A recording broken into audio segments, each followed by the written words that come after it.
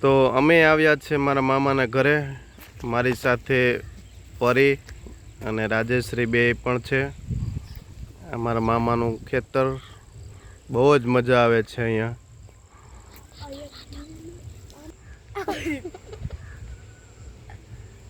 આ છે પરી, કેરી ખાય છે.